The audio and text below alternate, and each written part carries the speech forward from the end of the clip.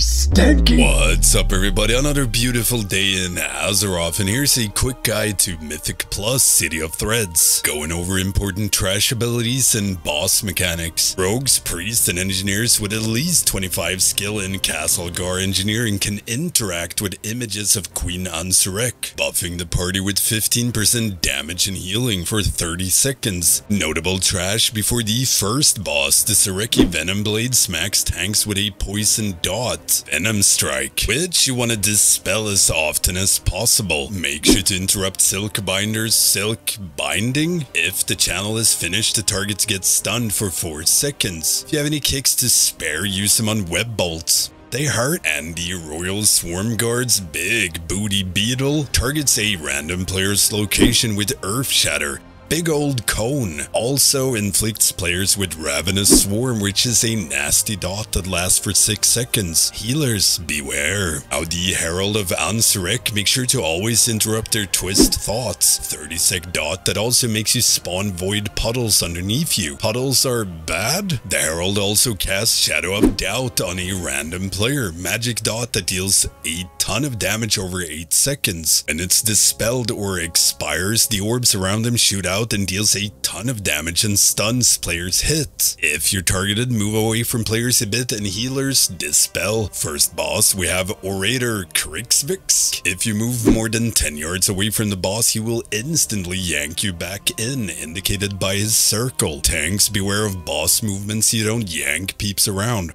Tanks, you want to make sure to pop a defensive for Subjugate. Deals both shadow and physical damage and slows movement speed. Boss casts Vociferous Indoctrination. They spawn a huge puddle that quickly grows in size. Tanks, be ready to do a big move and quickly drag the boss away from the puddle. This puddle hurts, and the group also takes a lot of damage during this. Boss targets a random player's location with Terrorize, which is a frontal cone that fears players hit, on top of doing a ton of damage. Now throughout the fight, 2 players gets debuffed with Shadow of Doubt, which works exactly like the one from the previous trash. Players targeted by this should move out to the edge of the circle when this is about to expire, or to get dispelled. You don't want balls in melee. Haha, you done goofed it now. Noob. Notable trash before the second boss. For this, you get the ever so fun event where you need to find 4 Eyes of the Queen hidden around the High Hollows to unlock the second boss. There will always be one right at the start when you enter High Hollow. The other are hidden in the north, west, and eastern parts of the area, with several different spawn locations. You can search the area going clockwise around, and you'll end up close to the Executor whom you need after defeating the Eyes. You can also send a player to the Executor while you're defeating the last Eye of the Queen to speed up the RP. Now while you're doing this, avoid stepping into Pale Priest Circle. It will send you back to the start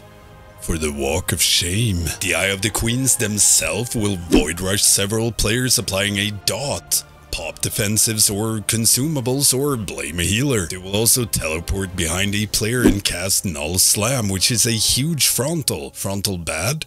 Don't get hit. Also spawns a Agile Pursuer and Web Marauder. Marauders apply a stacking damage taken increase on tanks, and Covert Webmancers make sure to interrupt or stop their Mending Web channeled heal, as well as their Grimwave Blast deals a lot of damage and bounces between players. Now for the second boss, you have the Fangs of the Queen, NX and VX. 2-phase fight where either NX or VX is empowered, granting them various abilities. Only the currently empowered boss needs to be tanked, but you should always aim to have them stacked, as they share health. When you start to fight, NX is empowered and VX targets random players with Knife Throw, applying a bleed. Now NX targets tank with Shade Slash, which is a frontal that also spawns an image that will echo NX abilities. Tanks, you want to try and spawn these stacked or as close as possible to make dodging easier. During Duskbringer, NX and all the images get a 15-yard circle around them, which deals lethal damage if you get hit. During this, VX targets all non-tanked players with icicles, dealing damage in a line, so you want to make sure to spread out as you're running away from the Duskbringer AoE, and the entire group takes a ton of damage during this, so healers beware. And consider a defensive. Bosses swap empowerment. They will target players with lines and dash.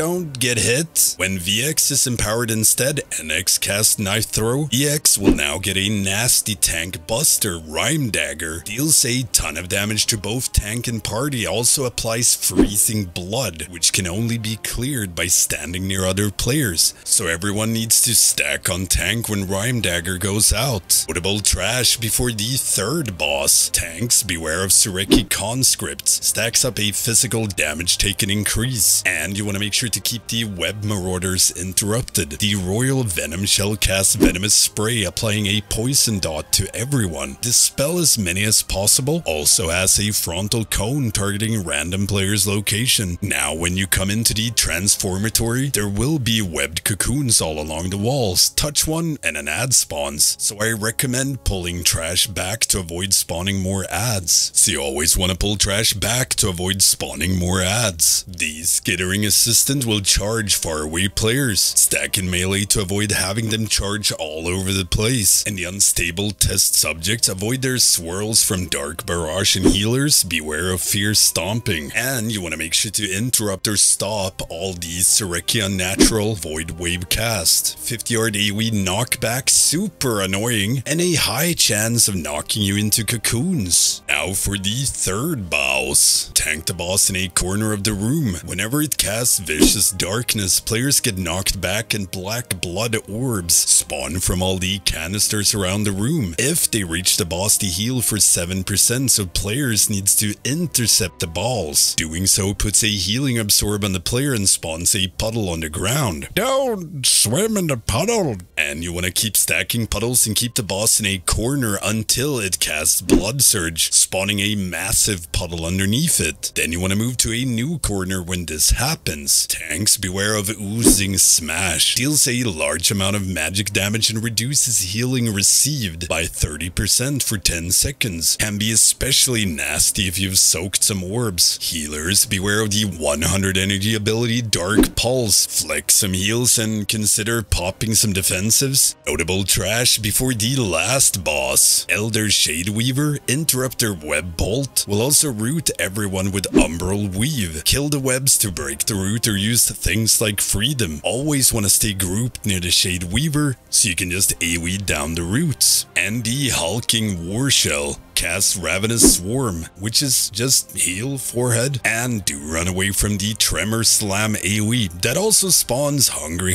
Scarabs. Tanks, be sure to pick them up. They love to chew on healers. For the last boss, we have Iso, the Grand Splicer. Throughout the fight, or most of it, there's 3 orbs that deals damage and knocks players back. They will target players' location and fly over there, dealing damage and knocking back anyone in their path, indicated by the swirls. So always keep an eye on where the balls are so you know if you're about to get balled. And tanks, beware of process of elimination. The boss takes back balls, he'll slam them one by one into the tank, dealing a ton of damage in a 10-yard AoE. So make sure to pop a defensive and melee, avoid getting smashed. Now other than that, boss casts Umbral Weave and Tremor Slam like the trash before. Group should stack near boss before Umbral Weave so you can AoE down the roots before you get a ball in the face. Tanks, you want to remember to pick up the Hungry Scarabs after each Tremor Slam, and you want to nuke him down fast. Healers, beware of Splice, group-wide ticking damage. And that's about it for City of Threads. Let me know in the comments what you think, or if you have any questions at all about the dungeon. If you want to help support my channel, check out my Patreon, Twitch, or YouTube membership, where you can get access to the Stankie Discord, shoutouts and videos, among other things. Don't forget the usual stuff: like, comment, subscribe, and ring that notification bell. Thank you all for watching. I will see you next time.